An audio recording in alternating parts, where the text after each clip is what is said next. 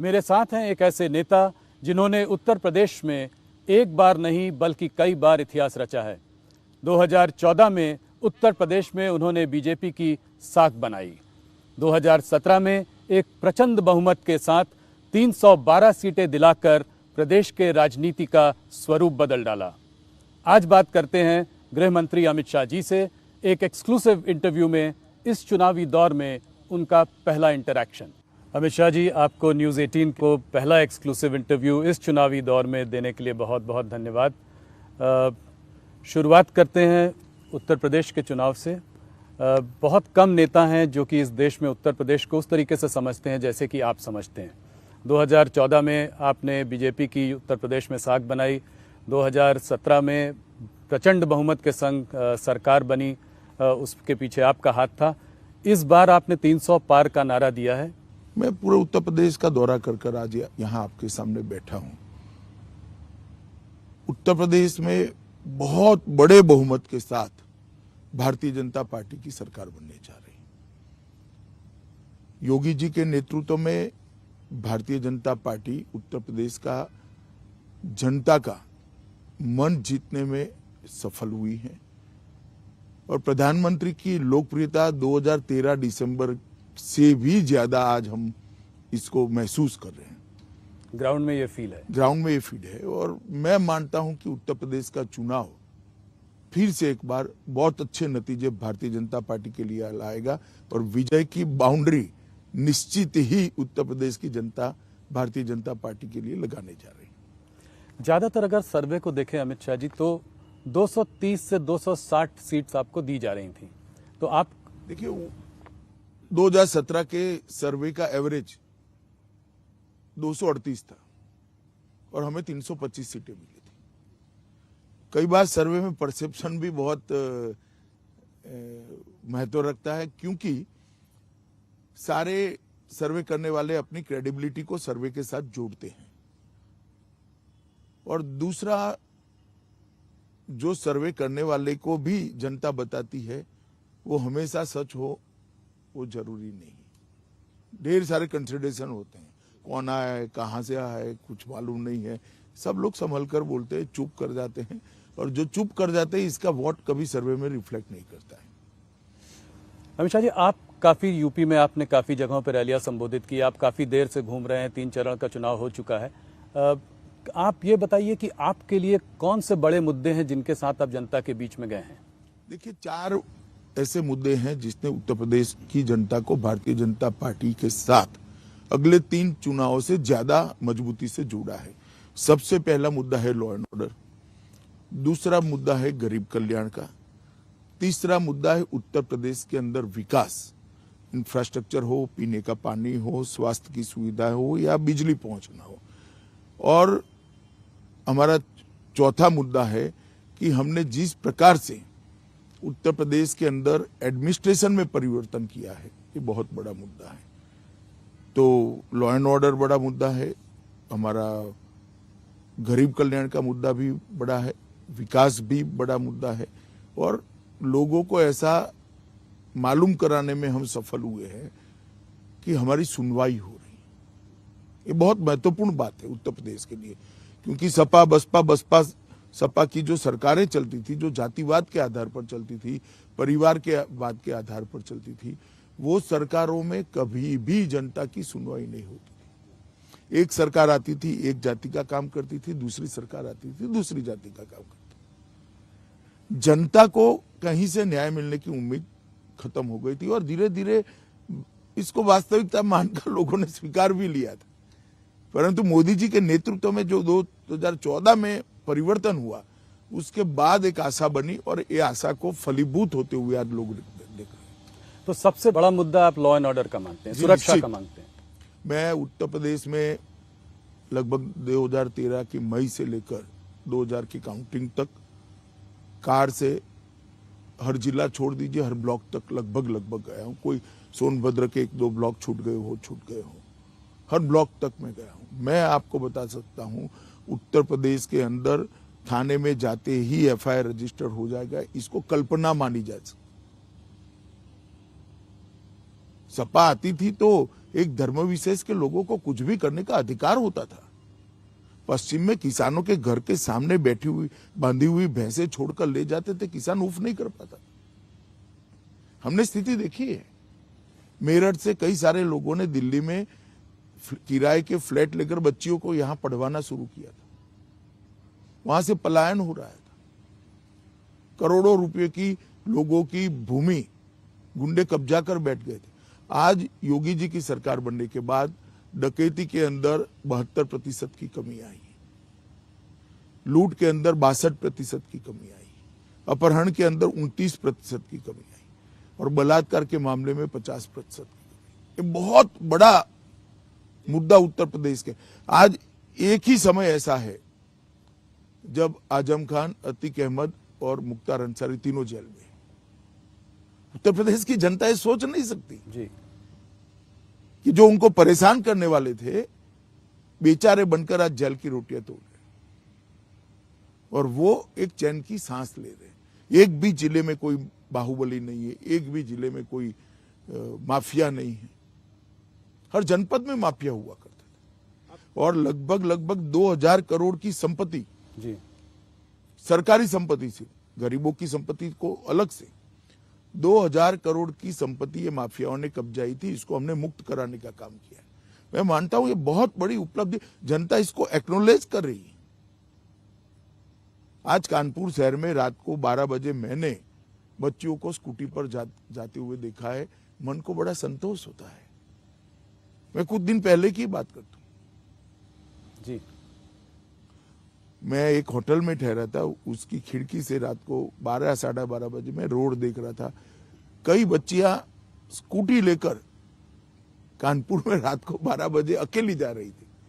तो मैं मानता हूं ये बहुत बड़ा मुद्दा है और जनता इसको एक्नॉलेज कर रही है और वोट में कन्वर्ट भी हो रहा है। तो ये लॉ एंड ऑर्डर का मुद्दा बहुत बड़ा है। अभी जो है प्रधानमंत्री ने एक टेररिज्म का मुद्दा उठाया है। आज हरदोई से उन्होंने बोला, अभी अहमदाबाद में ब्लास्ट केस हुए तो उसमें 38 लोगों को फांसी की सजा और करीब 11 लोगों को आजीवन कारावास हुआ है।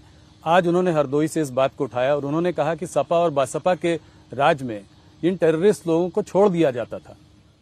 नहीं, 11 ऐसे मामले हैं जी सपा बसपा के राज में जिसमें पोटा और यूएपीए लगाया था, उसको विड्रॉ कर लिया गया, जिसमें संकट मोचन के बम ब्लास्ट से लेके बहुत सारे मामले सेंसिटिव टाइप।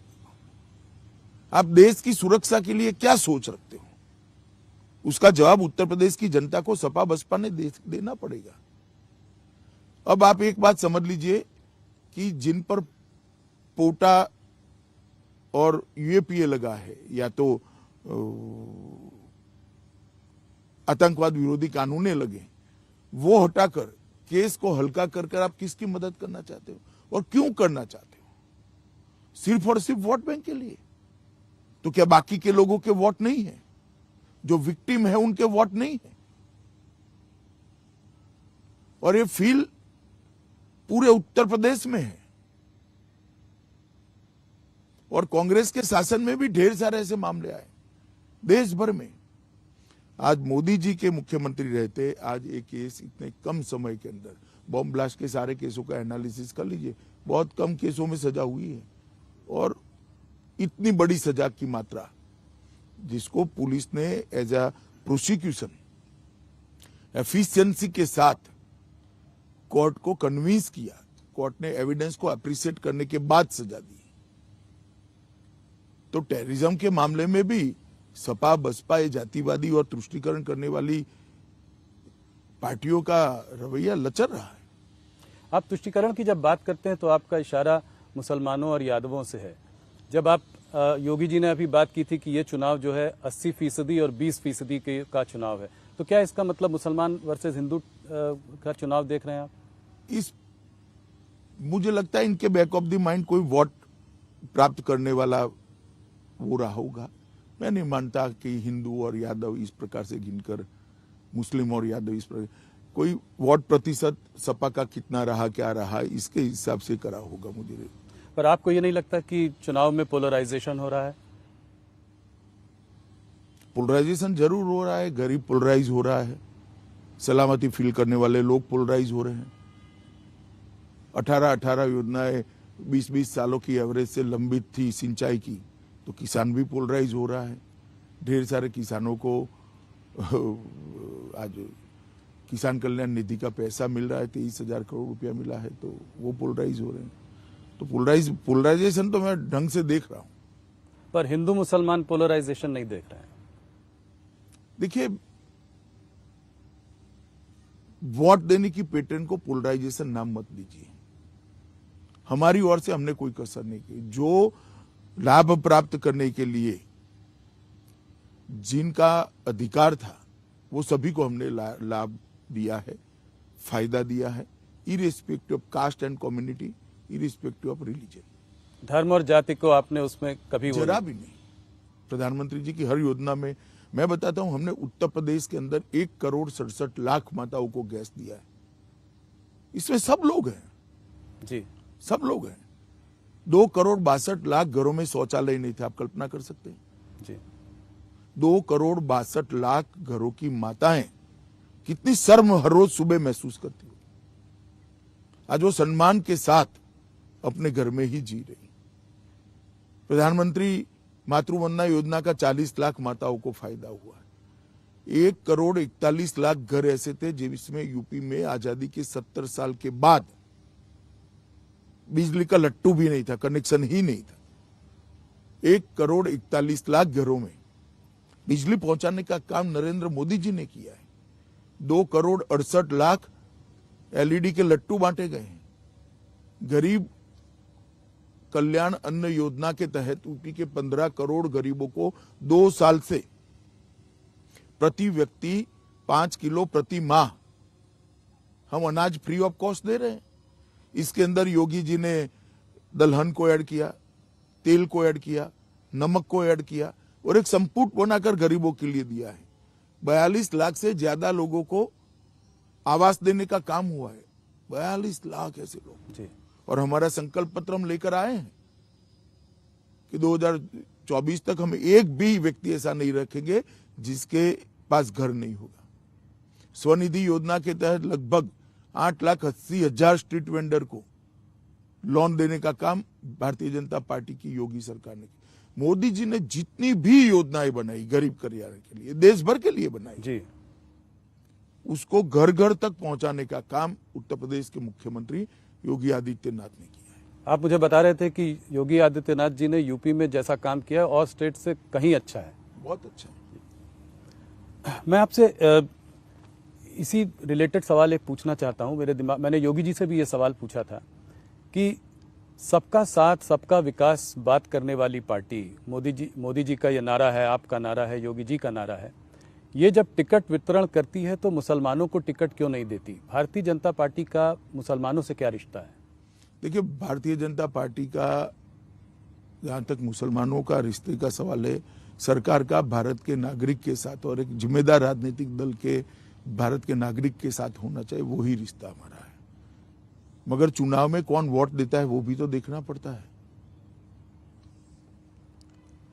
तो आप ये कह रहे हैं कि ये एक राजनीतिक आपकी मजबूरी है? मजबूरी नहीं है, ये राजनीतिक शिष्टाचार है। चुनाव जीतना भी जरूरी है, इस वजह से इस तरीके की निश्चित चीजें। रूप से जी, उसके बाद अगर उनके कल्याण में कहीं भेदभाव हो तो कोई आरोप कर सकता है। सरकार संविधान के आधार पर चलती है और सरकार जनता के वोटों से चुनकर आती है, जो देते हैं उसे। तो राजनीतिक प्रतिनिधित्व तो इसके साथ ही जुड़ा हुआ है। ये मुजफ्फरनगर और कैराना में आज भी आपको लगता है पलायन का मामला काफी बड़ा मुद्दा है? आपको लगता है कि परिस्थितियां मुद्दा तो आज भी है जी। मगर अब मुद्दा ये है कि जो आए हैं वो शांति से जी रहे हैं और जाना नहीं पड़ रहा है। तो परिस्थितियां बहुत बदली हैं, बदली पिछले है 5 परिस्थितियां। देखिए, सबसे बड़ी उपलब्धि भारतीय जनता पार्टी की, योगी सरकार की उपलब्धि ये है कि उत्तर प्रदेश में राजनीति का अपराधीकरण हो गया था और एडमिनिस्ट्रेशन का राजनीतिकरण हुआ था। भारतीय जनता पार्टी की सरकार आने के बाद, योगी आदित्यनाथ के मुख्यमंत्री बनने के बाद आज ना राजनीति का अपराधीकरण भी है, अपराधीकरण नहीं है जी, और ना एडमिनिस्ट्रेशन का राजनीतिकरण है। ये दोनों चीजों को जो नासूर थे लोकतंत्र के लिए, लोक कल्याण के लिए, ये दोनों चीजों को हम रिमूव करने में हम सफल हुए हैं। मोदी जी के राष्ट्रीय स्तर पर उद्भव के बाद परिवारवादी, जातिवादी और तुष्टीकरणवादी राजनीति समाप्त हो गई है और उसकी जगह पॉलिटिक्स ऑफ परफॉर्मेंस ने ली। जो परफॉर्म करेगा जनता उसको चुनकर लाएगी। मैं आपको बताता हूं, उत्तर प्रदेश में 15 साल के सपा बसपा के शासन के बाद उत्तर प्रदेश की व्यवस्था 8वें 9वें नंबर पर अर्थव्यवस्था देश में थी। 22 करोड़ का सूबा है, सबसे ज्यादा भूमि है, सबसे ज्यादा आबादी है, मगर अर्थव्यवस्था 8वें 9वें नंबर पर थी। 22 करोड़ लोगों का खाना पीना रहन सहन भी गिन लो तो अर्थव्यवस्था 1 नंबर पर होनी थी, मगर नहीं थी। 5 ही साल में 8वें 9वें स्थान पर से हम इसको देश की दूसरे नंबर की बड़ी अर्थव्यवस्था बनाए। मुझे विश्वास है 2 साल के अंदर ही फिर से भारतीय जनता पार्टी की सरकार बनने के बाद इसको हम 1 नंबर पर ले जाएंगे। ये बहुत बड़ी उपलब्धि है। प्रदेश का जीडीपी 10,90,000 करोड़ था, आज प्रदेश का जीडीपी 21,31,000 करोड़। एक 5 साल के कालखंड में हमने उसको 2 गुना करा है। ईज ऑफ डूइंग बिजनेस में 14वें स्थान पर थे, आज दूसरे स्थान पर है। बेरोजगारी की दर 17.3% थी, आज 4.1% है। और लगभग 1,61,00,000 नौकरियों के, रोजगार के नए मौके जनरेट हुए। ये बहुत बड़ी उपलब्धि है भाई। नहीं, आपने ये आंकड़े बताए तो अखिलेश जी कहते हैं कि भारतीय जनता पार्टी मुद्दों से भटक रही है, बात करती है तुष्टीकरण की, जबकि बात करनी चाहिए महंगाई और बेरोजगारी की। देख ही लेंगे इंटरव्यू, अखिलेश जी आंकड़ों के आधार पर इसका जवाब दे जी कि हम मुद्दों से भटके हैं या वो भटके हैं। महंगाई का मामला भी वो उठाते हैं। महंगाई का मामला देखिए, कोविड के पास जो परिस्थिति हुई है, इसमें विश्व भर के अंदर महंगाई है, कुछ मात्रा में यहाँ पर भी है, परंतु मोदी जी ने इसको बहुत नियंत्रित करने में सफलता प्राप्त करी और एक टेम्पररी फेज है। मोदी सरकार के 7.5 साल का कालखंड देख लीजिए, 6 साल तक महंगाई को हमने नियंत्रित कर रखा है। कोविड के आने के बाद वैश्विक स्थिति जो हुई है विश्व के बाजारों की, आज कोई भी चीज विश्व से आती है वो इतनी महंगी होकर आती है, इसका रिफ्लेक्शन यहां पड़ता ही है, परंतु ये टेम्पररी फेज है। एक और मुद्दा जो इस चुनाव में कर्नाटका से होते हुए हमारे पास आ गया है वो है हिजाब का मुद्दा। क्या आप मानते हैं कि मुसलमान लड़कियों के लिए ये हिजाब का मुद्दा जायज़ मुद्दा है? क्या रिलीजियस राइट्स जो हैं वो इंस्टीट्यूशंस में, मतलब स्कूल्स में, इंस्टीट्यूशंस में इनका एक प्राथमिकता होनी चाहिए, वो ओवरराइड कर सकती हैं? देखिए, मेरा व्यक्तिगत मानना है जी कि स्कूल के ड्रेस कोड को सभी धर्म के लोगों ने अपनाना चाहिए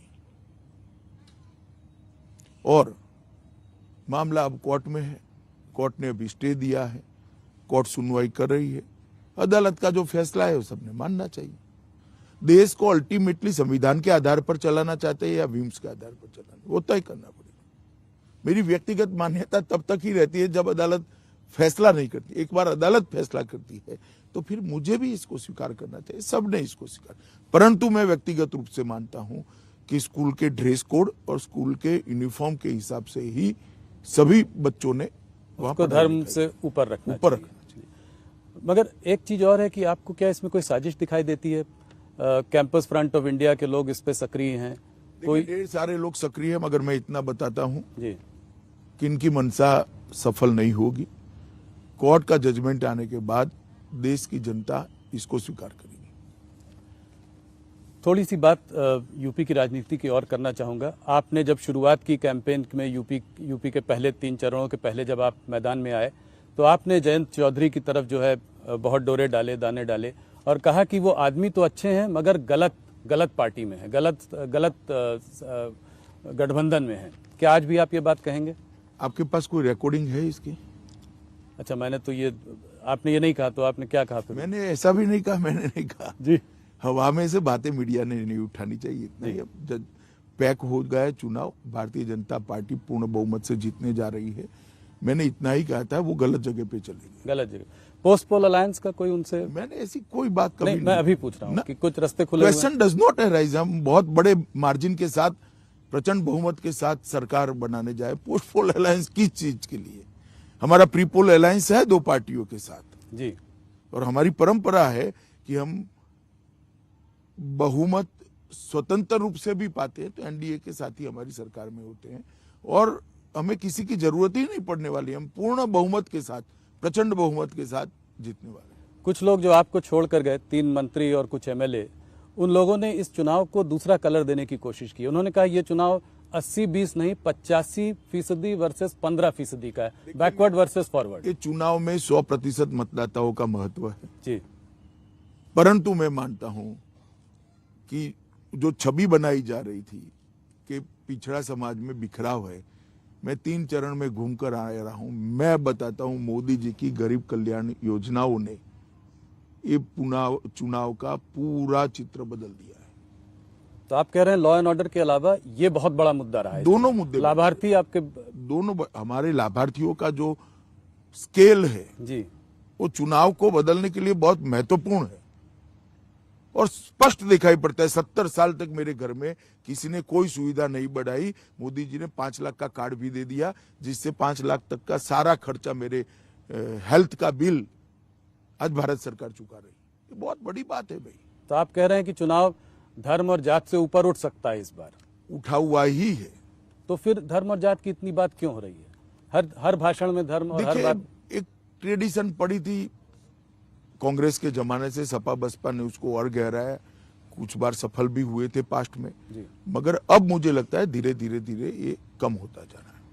अगर थोड़ा सा आंकड़ों पे एक नजर डालें तो आप जब पिछले चुनाव में 40% से ज्यादा वोट आपको मिले थे, बाकी बीएसपी और एसपी को कुछ 22 के आसपास दोनों को वोट शेयर था। अगर इस बार अगर आप देखें तो मुसलमान का ऐसा लगता है कि बाइपोलर कॉन्टेस्ट है, दो ही मतलब मुसलमान कंसोलिडेट होगा समाजवादी पार्टी के साथ, साथ में उनके संग यादव भी हैं, कुछ और जातियां भी जुड़ रही हैं जैसे राजभर हो गए, जाट भी शायद थोड़ा बहुत इधर उधर छिटक सकते हैं। तो अगर आप इस पूरे समीकरण को देखें तो कुछ चित्र बदलता हुआ दिखाई देता है। देखिए मैं तो मानता हूं हर चुनाव अलग होता है, हर चुनाव के डायनेमिक्स और इसकी गिनतियां भी अलग होती है, परंतु आप जो कह रहे हैं तो मैं इससे बाद वाले एक चुनाव में कह रहा हूं आपको। आप 17 का चुनाव दे, मैं 19 का चुनाव में चारों पार्टियां साथ में थी, क्या हुआ? हम 65 सीट जीत कर आ गए और 287 असेंबली में हमारा विजय हुआ। मैं 65 लोकसभा कह रहा हूं, उसको अगर असेंबली के सांचे में डाल देते तो 287 असेंबलियों में विजय हुआ। आप अगर 17 का उदाहरण देते हैं तो 17 में तो 2 ही पार्टियां थी, कांग्रेस और सपा। 19 में सपा, बसपा, कांग्रेस और आरएलडी चारों इकट्ठा हुए थे। हम 287 असेंबली सीटों पर जीते थे, 65 लोकसभा जीते थे। पॉलिटिक्स ऐसे नहीं चलती, 1+1 2 नहीं होता, कई बार 11 भी हो जाता है जी। पर कहते हैं कि जो स्टेट का इलेक्शन अलग तरीके से लड़ा जाता है, सेंटर का इस तरीके से आप जातियों को जोड़कर स्टेट का नंबर नहीं निकाल सकते। नहीं, देखिए 2014, 17, 19 उत्तर प्रदेश की जनता ने एक ही रास्ते पर नरेंद्र मोदी जी के नेतृत्व का थप्पा लगाने का काम करा है और मुझे पूरा भरोसा है कि 22 में भी मोदी जी के नेतृत्व में हम प्रचंड बहुमत के साथ जुड़कर आएंगे और इसके साथ मोदी जी के साथ साथ इस बार योगी जी ने जो काम किया है वो भी हमारी बड़ी पूंजी बनी हुई। मायावती को आप किस तरीके से देखते हैं? बीएसपी को इस चुनाव में आप कैसे देखते हैं? ज्यादा सुनाई नहीं पड़ रही है, ज्यादा हाई प्रोफाइल कैंपेन नहीं है। देखिएगा बीएसपी ने अपनी रिलेवेंसी बनाई हुई है। आप कह रहे हैं कि वोट आएंगे? मैं मानता हूं वोट आएंगे और सीट्स भी आएंगी। सीट्स में कितना कन्वर्ट होगा वो मालूम नहीं, मगर वोट जरूर आएंगे। तो जाटव वोट जो उनका जो वोट बैंक है वो नहीं खसकेगा, वो उनके साथ रहेगा। और कोई वोट बैंक भी जुड़ेगा? मुसलमान भी काफी बड़ी मात्रा में जुड़ रहे हैं। मुसलमान बीएसपी को भी काफी बड़ी मात्रा में वोट देंगे, काफी सीटों पे। तो उससे जो है उसका फायदा आपको मिलेगा, क्योंकि एसपी और बीएसपी। देखिए फायदा नुकसान ऐसे नहीं होता है, वो सीट स्पेसिफिक होता है। जी। इस प्रकार का आकलन नहीं लग सकता पॉलिटिक्स में, परंतु बीएसपी की रिलेवेंसी खत्म हुई है, वो बात ठीक नहीं। पर मायावती और बीजेपी का कोई गठबंधन होने का कोई पॉसिबिलिटी, कोई आगे जाकर तो तालमेल राहुल भाई आप समझते नहीं, गठबंधन की जरूरत ही नहीं है। हम प्रचंड बहुमत से स्वयं ही सरकार बनाने जा रहे हैं। समर्थन तो बाद में अच्छा काम करने में सबका चाहिए, सपा का भी चाहिए जी। ऑपोजिशन का रत्नात्मक समर्थन तो चाहिए ही चाहिए, परंतु सरकार बनाने के लिए किसी की जरूरत नहीं पड़ेगी। भारतीय जनता पार्टी अकेले बहुमत प्राप्त करेंगे। हमारे पास जो दल है, 2 दल है, वो भी अच्छी सीटें प्राप्त करेंगे। हम पर्याप्त सीटें जीतेंगे। आपको लगता है इस बार लड़ाई बैकवर्ड वोट्स की है? नॉन जाटव बैकवर्ड वोट्स की लड़ाई सबसे ज्यादा है। सब लोग उस वोट बैंक की तरफ। देखिए, उत्तर प्रदेश में 3 वर्ग है जी। एक, गरीब कल्याण की हमारी योजनाओं ने सबसे गरीब व्यक्ति को भाजपा के साथ जोड़ा है। जो मध्यम वर्गीय लोग थे वो कानून और व्यवस्था और सुख चैन की जिंदगी के कारण भाजपा के साथ जुड़े, और जिनको एक अच्छा खासा, जिन्होंने जीवन में सफलता प्राप्त की है, आर्थिक स्थिति भी अच्छी है, ये सारा वर्ग उत्तर प्रदेश के विकास और इंडस्ट्रियल डेवलपमेंट जो हो रहा है इसके कारण हमारे साथ। मैं किसानों की पहले एक बात कर लूं। लगभग 86 लाख किसानों का हमने ऋण माफी किया था और 35,000 करोड़ का ऋण माफ किया था। लगभग आप 435 लाख मैट्रिक टन खाद्यान्न हमने खरीदा है, किसानों से खरीदा है, और 80,000 करोड़ का भुगतान डायरेक्ट उसके बैंक अकाउंट में किया है। 2,84,00,000 किसानों को प्रधानमंत्री किसान सम्मान निधि सीधी इनके बैंक अकाउंट में जाती है, हर साल 6,000 रुपया, और 32,500 करोड़ रुपया आज तक मोदी जी ट्रांसफर कर चुके हैं। प्रधानमंत्री किसान फसल बीमा योजना के तहत 25,60,000 किसानों को लगभग 2,200 करोड़ रुपया का भुगतान हो गया है, और लगभग 4,72,000 करोड़ रुपया फसली ऋण जो शॉर्ट टर्म होता है जी, हर फसल के लिए होता है, उसको हमने पहुंचाया है। लगभग 2 करोड़ किसानों को किसान क्रेडिट कार्ड पहुंचा है, और आज इसका परिवर्तन क्या हुआ देखिए। यूपी गन्ना, चीनी, गेहूं, आलू, हरी मटर, आम, आंवला और दूध, इस सब में देश में नंबर 1 बना है, जो 5 साल पहले किसी भी चीज में नहीं था। अब अखिलेश जी कह रहे हैं कि मुद्दों से भटक रहे। भैया, हम तो नहीं भटक रहे, आप इसका जवाब दो। आपके समय में गन्ने का प्रदेश होने के बावजूद भी क्यों नंबर 1 नहीं थे? दूध का उत्पादन इतना ठेठ पानी होने के बावजूद भी क्यों नंबर 1 नहीं थे? गेहूं में क्यों नंबर 1 नहीं थे? आप बताओ। क्योंकि आपने परफॉर्म नहीं किया था, और हमने ढेर सारा गेहूं, दलहन, चावल, सब चीज में उत्पादन को बढ़ाया है, और बहुत बड़ा भुगतान भी किसानों को किया। फार्मर एजिटेशन की वजह से उनके अंदर कोई रोष नहीं है? देखिए, एक परसेप्शन बनाने का जरूर प्रयास किया गया, मगर सफल नहीं हुए। किसान हमारे साथ है। ब्राह्मण वोट बैंक की अगर बात करें तो इस बार ब्राह्मण वोट अखिलेश जी काफी जोरों में उनको वो करने की कोशिश कर रहे हैं, कह रहे हैं परशुराम जयंती भी हम मनाएंगे जब हम लोग आ जाएंगे। इस पर आप क्या देखते हैं? मैं इसको कहता हूं मुद्दों से भटकना। अब कह रहे हैं कि अखिलेश जी मुद्दों से भटक रहे हैं। भाई, जातिवाद की बात करना मुद्दों से भटकना ही तो हुआ। हम तो गरीब की बात कर रहे हैं, हम शहरी वोटर की बात कर रहे हैं, मध्यम वर्ग की बात कर रहे हैं। हमने तो जाति की बात नहीं करी कभी। इस चुनाव में आप ओवैसी फैक्टर को कितना बड़ा मानते हैं? उन्होंने बिहार में काफी डेंट किया। देखिए, ओवैसी जी देश भर में दौरा करते हैं, अपना विचार रखते हैं। इस बार उनके काफिले पर गोली भी चल ज्यादातर गई। माइनॉरिटी को एड्रेस करते हैं वो जी, और उनको वोट भी मिलता है हर बार। बिहार में मिला था पर बंगाल में नहीं मिला। हाँ, मतलब हर चुनाव में ऐसा होना संभव नहीं है, मगर एक आकर्षण का केंद्र तो युवाओं में बने हो। और उनके ऊपर हमला भी हुआ था। हमला भी हुआ है जी, आप लोगों की लॉ एंड ऑर्डर सिचुएशन वहाँ अच्छी है, मगर उन पर हमला हुआ। देखिए, इंडिविजुअल घटना को लॉ एंड ऑर्डर के साथ मत जोड़िए। लॉ एंड ऑर्डर का मामला तब बनता है क्योंकि ओवैसी पर हमला हुआ है और हम किसी को न पकड़े तो 2 ही घंटों में दोनों लोगों को पकड़कर कानून के हवाले करने का काम भारतीय जनता पार्टी की सरकार ने किया है। और हमने जरा भी सिक्योरिटी असेसमेंट की मीटिंग 3 ही घंटे में हमने कराई और 8 ही घंटे में निर्णय कर उनको जेड सिक्योरिटी ऑफर करी। हालांकि उन्होंने नहीं ली वो अलग बात है, परंतु हमने हमारी ओर से कोई कसर नहीं छोड़ी है। योगी जी कह रहे थे कि अपने स्टेटमेंट्स पर भी आपको थोड़ा सा लगाम रखनी चाहिए, काबू रखना चाहिए। बोलते रहते हैं योगी कब तक रहेंगे, मोदी कब तक रहेंगे, कब तक बचाएंगे, जब चले जाएंगे तो हम देख लेंगे। चलिए, ये तो सबका अपना अपना विचार होता है, मगर मैं मानता हूं कि सुरक्षा हर एक व्यक्ति को मिलनी चाहिए और हमने इनको जेड सिक्योरिटी ऑफर करी। और आपको ये भी लगता है कि आकर्षण है उनका आज यूपी में? हाँ, मुस्लिम युवाओं में आकर्षण है ही है। तो वहां पे वो वोट काट सकते हैं मुसलमान। क्या होगा वो तो डिब्बे खुलेंगे तब का मालूम पड़ेगा। प्रियंका गांधी और कांग्रेस को आप कैसे देखते हैं इस चुनाव में? उन्होंने आकर महिलाओं के लिए आरक्षण की बात करी, कहा लड़की हूं, लड़ सकती हूं। तो आप कांग्रेस को इस चुनाव में कैसे देख रहे हैं? उनका 6% वोट शेयर था इस बार। एक बड़े राज्य में चुनाव अभी रिसेंट पास्ट में हुआ, वो कलकत्ते में हुआ जी, जहाँ 0 सीटें आई। तो आप कह रहे हैं 0 सीट आई। ऐसा मैं नहीं कहता, मैं एक इंगित करता हूं कि कांग्रेस का भविष्य क्या है। आपने योगी जी की बहुत प्रशंसा की। योगी जी मुख्यमंत्री हैं, आपके पार्टी का उत्तर प्रदेश में चेहरा है। चाहे सीट कितनी भी आए, क्या आप कह सकते हैं कि मुख्यमंत्री वही बनेंगे? निश्चित रूप से उनके नेतृत्व में ही हम चुनाव लड़े, वही बनेंगे। वही बनेंगे, चाहे जो भी, अगर आपकी बहुमत आएगी तो? कुछ नहीं, बहुमत है ही नहीं भाई, तुम हाँ, मान कर चलो प्रचंड बहुमत के साथ हमारी नहीं, वो तो सरकार बनेगी। प्रचंड आएगी तो अच्छा है, मगर अगर नहीं भी आए तो वो मुख्यमंत्री हर हाल में वही है। मुख्यमंत्री। एक दो सवाल थोड़ा यूपी से हटकर सीएए पे बात करना चाहूंगा। नहीं, मैं सबसे पहले यूपी की शिक्षा व्यवस्था के बारे में हाँ, जरूर बताना चाहता हूँ। जी।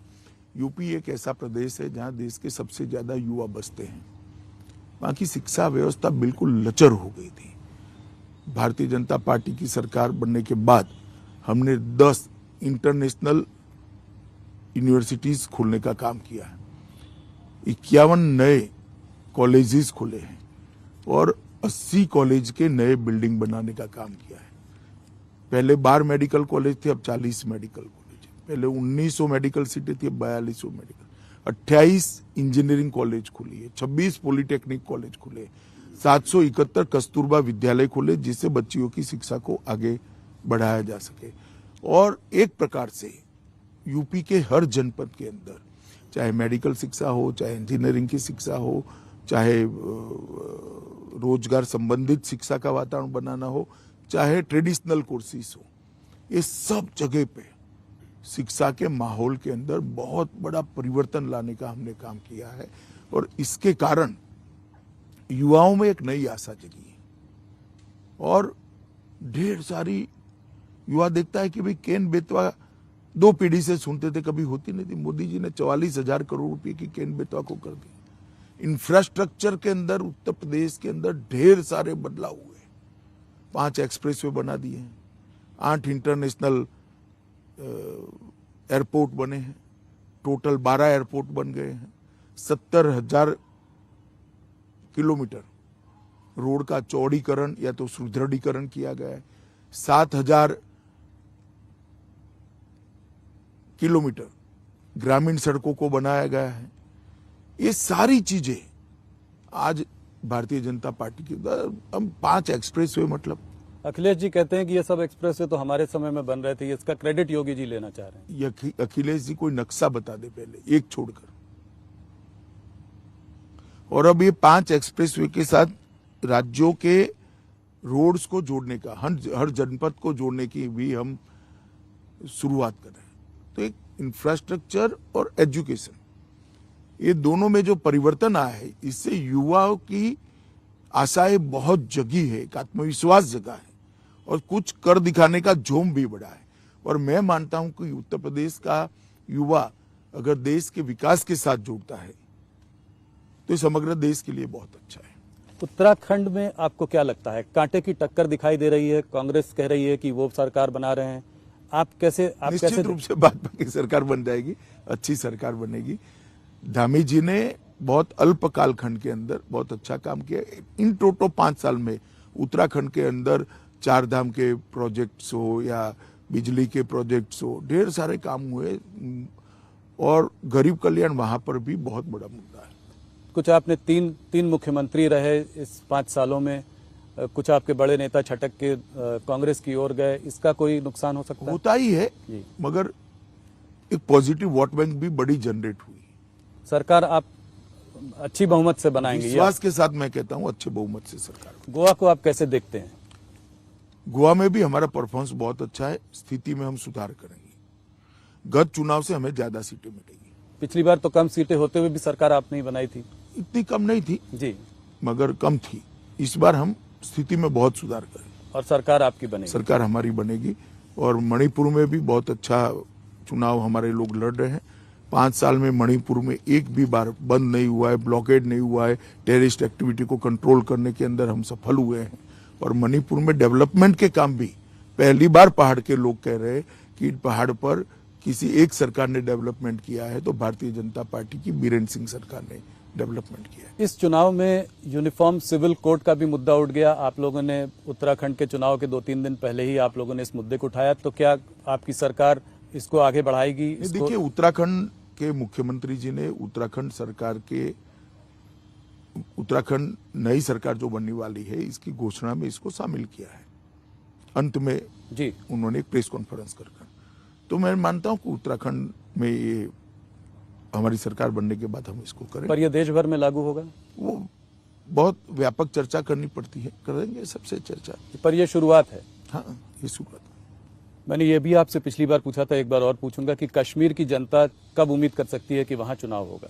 डिलिमिटेशन समाप्त होने को आया है। डिलिमिटेशन समाप्त होने के बाद जो 6-8 माह का वाजिब समय होगा उसमें हम जरूर चुनाव करा लेंगे। अमित शाह जी, आखिरी में जाते जाते एक सवाल और पूछूंगा। क्या आपको ऐसा लगता है कि जैसे जैसे चुनाव होते जा रहे हैं एक डिस्कोर्स का स्तर जो है गिरता जा रहा है? आज मुझे किसी ने व्हाट्सएप में फॉरवर्ड किया कि अखिलेश यादव जी, कोई एक कुत्ता जो है रैली में आ गया, अखिलेश यादव की रैली में आ गया और उन्होंने कहा कि अरे जाने दो, ये भारतीय जनता पार्टी का ही आदमी है। भारतीय जनता पार्टी के नेताओं ने भी इस तरह के बहुत कभी कभी ऐसे शब्द इस्तेमाल किए हैं। क्या आपको लगता है ये लोकतंत्र के लिए अच्छा है या हमारे देश के लिए अच्छा? जरा भी अच्छा नहीं है, मगर जब कांटे की टक्कर होती है, इस प्रकार की चीजें होती है, संयम, सबने संयम बरतना चाहिए। अमित शाह जी, बहुत बहुत धन्यवाद आपका, आपने अपना समय दिया, हमें पहला इंटरव्यू दिया इस चुनावी दौर में। बहुत दिनों बाद आपसे बात हुई, बहुत बहुत धन्यवाद। धन्यवाद भैया।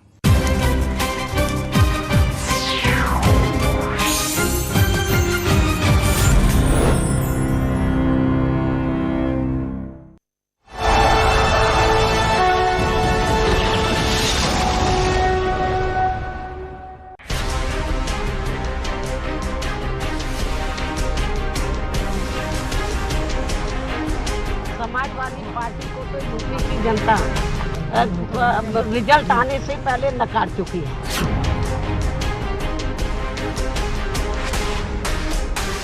और हमें पूर्ण विश्वास है कि ये इस बार भी हम पिछली बहुमत से आगे जाएंगे। आप बार बार कांग्रेस क्यों पूछते हैं? कांग्रेस का यहाँ कुछ नहीं है।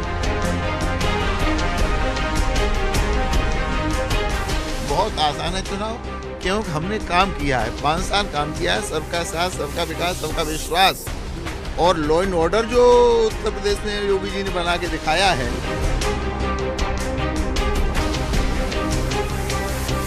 आज दिन बड़ा है, लिहाजा प्रत्याशी सारे मैदान में है, लेकिन सबसे पहले जो है भगवान के दर्शन करके भगवान से आज आशीर्वाद लिया जा रहा है, क्योंकि अब तक जो चुनाव प्रचार हुआ या होता रहा, आज घड़ी है फैसले की।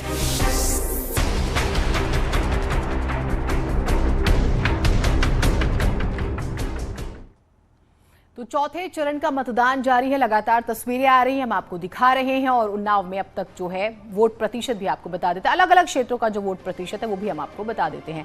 उन्नाव में 22.45% मतदान हुआ। रायबरेली की हमने तस्वीर आपको दिखाई, 21.87%। बछरावा में 22.8%। हरचंदपुर में 21.80%। रायबरेली सदर सीट पर 22.81% मतदान हुआ है। सरेनी में 20.98%। ऊंचाहार में 20.96% मतदान हुआ है। क्योंकि 11 बजे के बाद मत प्रतिशत आते हैं, 9 बजे के बाद पहला और फिर 11 बजे के बाद, और ऐसे ही 2-2 घंटे के फासले पे। तो जो मतदान प्रतिशत है वो आप देख रहे हैं। 9 जिलों की हम बात कर रहे हैं, 59 सीटों की।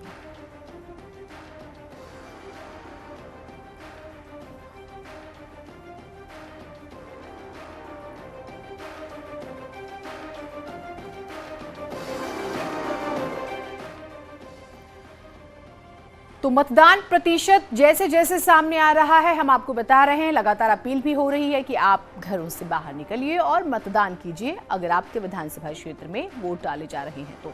मतदान प्रतिशत क्या आया है वो आपको बता रहे हैं। अब देखिए वोट प्रतिशत 11 बजे तक जो है 22% वोटिंग हुई है। सबसे पहले हम बात करते हैं, देखिए 22% वोटिंग हुई, 11 बजे तक का वक्त बता रहे हैं। सबसे पहले आप रायबरेली की तस्वीरें जो है हम आपको दिखाएंगे, चाहे हम सीतापुर की बात करें, हम हरदोई की बात करें, लगातार जो है हम आपको जानकारी दे रहे हैं। ये उन्नाव की तस्वीर हम आपको दिखा रहे हैं और अब पीलीभीत की तस्वीर आपने देखी। वोट प्रतिशत का हम जिक्र कर रहे हैं, वोट प्रतिशत बढ़े इसकी संभावना हो रही है। लखीमपुर खीरी में 26% मतदान हुआ है, आप देख भी पा रहे हैं, ट्रैक्टर भी देख रहे हैं और उस पर हम नेताजी देखें, अपने आप को मतदाता समझें और एकदम सवार हो जाएं और फिर वोट डालने जाएं। हम तो यही कहेंगे आपसे। ये 21% वोट जो है लखनऊ, और फिर उसके बाद देखिए 24% वोटिंग जो है हुई है। और फिर बांदा का जिक्र करें तो बांदा जैसे जो तस्वीर सामने आई है वो हम आपको दिखा रहे हैं, 20%। हरदोई से जो है मतदान की तस्वीर सामने आई है, प्रतिशत जो है। और इसी बीच एक बड़ी खबर आ रही है, लखीमपुर खीरी से वोटिंग में रुकावट, कादीपुरशानी में वोटिंग बाधित हुआ है। शरारती तत्वों की करतूत सामने आई है, ईवीएम में डाली फेविक्विक, वोटिंग मशीन बदलने में प्रशासन अब लगा हुआ है। इतनी बड़ी लापरवाही कैसे हो सकती है? अब आप ये सोचिए, शरारती तत्व किस तरह से वोटिंग को प्रभावित कर रहे हैं, बाधित कर रहे हैं। फेविक्विक डाल दी, अब मशीन बदली जा रही है। ये देखिए जरा किस तरह से मशीनों में छेड़खानी हो रही है, शरारती तत्व किस तरह से एक्टिव हैं। और लखीमपुर की घटना का हम जिक्र कर रहे हैं, हमारे सहयोगी मनोज जुड़े हुए हैं। मनोज, जरा ये पूरी खबर बताइएगा। फेविक्विक लेके कोई पहुंच गया, उसने मशीन में डाल दी, मशीन भी बंद हो गई, क्या इतना आसान है सब कुछ? बिल्कुल, मैं आपको बताना चाहता हूँ, ये लखीमपुर खीरी की सदर कोतवाली के कादीपुरशानी का मामला है, जहां पर कुछ शरारती तत्वों ने 10 बजे के आसपास एक ईवीएम मशीन में फेविक्विक डाल दिए। फेविक्विक डालने के बाद ईवीएम मशीन बंद हो गई। उसके बाद लगभग 30 मिनट तक मतदान बंद रहा। प्रशासन ने आनन फानन में नई मशीन जो बैकअप के लिए रखी गई थी वो मशीन लगाकर अब मतदान को फिलहाल के लिए चालू करा दिया। लेकिन कहीं ना कहीं शरारती तत्वों का हौसला इतना बुलंद हुआ कि उन्होंने ईवीएम मशीन में भी फेविक्विक डाल दी। कहीं ना कहीं ये मतदान के पर्व पर इस तरह की घटना बेहद ही निंदनीय है। बिल्कुल बेहद ही निंदनीय है, क्योंकि अब मशीन ठीक की जा रही है। कितनी देर से वोटिंग प्रभावित हुई है जरा बताइएगा, और क्या अब मशीन ठीक हो गई है, व्यवस्था हो गई है, वोटिंग शुरू हुई है क्या? बिल्कुल, बैकअप में रखी गई ईवीएम मशीन को दोबारा दूसरी मशीन लगा दी है। यहाँ मतदान फिर से पुनः चालू हो गया है। हालांकि मतदाताओं में खूब उत्साह देखने को मिल रहा है, लेकिन शरारती तत्वों की घटना बेहद दुर्भाग्यपूर्ण है। कहीं ना कहीं प्रशासन पे भी एक लापरवाही का सामने आ रही है कि किस तरीके से एक फेविक्विक अंदर मतदान केंद्र पे चला गया। लेकिन फिलहाल 30 मिनट तक जो मतदान रुका रहा था, अब मतदान पुनः चालू हो गया है। बिल्कुल, तो पुनः मतदान चालू हो गया है, ये जानकारी आ रही है। एक चीज और बताइएगा, ये जो शरारती तत्व है इसकी पहचान हुई है क्या? क्या किसी राजनीतिक दल से इसका संबंध है? बिल्कुल, अभी किसी राजनीतिक दल के नाम तो स्पष्ट रूप से नहीं सामने आया है, लेकिन पुलिस प्रशासन लगा हुआ कि चिन्हित करके उन लोगों के खिलाफ एफआईआर दर्ज कराई। पुलिस का कहना है कि जल्द से जल्द हम शरारती तत्वों को चिन्हित करके उनको जेल भेजने का तक का काम करेंगे। कहीं ना कहीं प्रशासन लगा हुआ है और इस तरह के शरारती तत्वों को ढूंढा जा रहा है। कड़ाई से चेकिंग चालू हो गई है और जल्द से जल्द प्रशासन का दावा है कि उन शरारती तत्वों को जो सीसीटीवी लगे हुए उनके आधार पर जांच देख के उनको दंडित करें। बहुत शुक्रिया आपका तमाम जानकारियों के लिए। तो शरारती तत्व किस तरह से जो है मतदान को बाधित कर रहे हैं उसकी मिसाल लखीमपुर में सामने आई है।